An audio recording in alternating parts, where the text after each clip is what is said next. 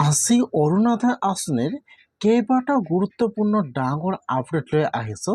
সেইটো আপডেট হ'ল যিসকলে এইবাৰ অৰুণোদয় আঁচনি পইচা ৯,০০০ টকা লাভ কৰা নাই সেইসকলে কাৰণে আজি কেইবাটাও ডাঙৰ আপডেট আহি গ'ল। আৰু যিসকলে অৰুণোদয় আঁচনি পোৱাৰ যোগ্য হয়, অৰুণোদয় আঁচনি পইচা লাভ কৰা নাই, আজি কিন্তু সেইসকলে কাৰণে কেইবাটাও নতুন ডাঙৰ আপডেট আহি গৈছে। কি আপডেট আহি গ'ল মই আজি এইটো ভিডিঅ'ত আপোনালোকক সম্পূৰ্ণ প্ৰচেছ জনাই দি আছোঁ।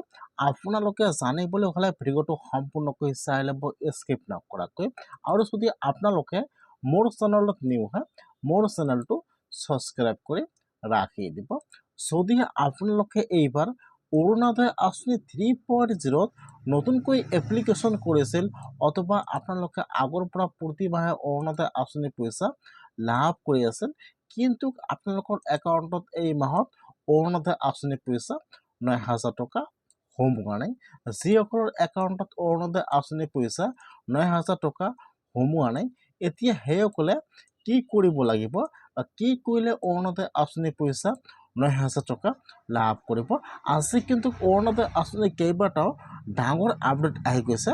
যিসকলে অৰুণোদয় আঁচনি পইচা লাভ কৰা নাই সেইসকলে কাৰণে আজি ভাল খবৰ আহি গৈছে।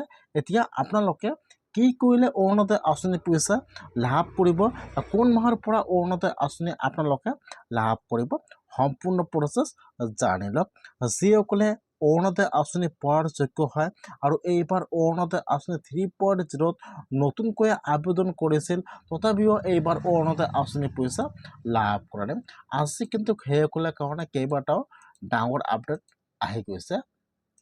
এক নম্বৰত আপডেট আহি গৈছে, যিসকলে অৰুণোদয় আঁচনি পইচা ৯,০০০ টকা লাভ কৰা নাই, এতিয়া কিন্তু সেইসকলে আৰু অৰুণোদয় আঁচনি পইচা লাভ নকৰিব।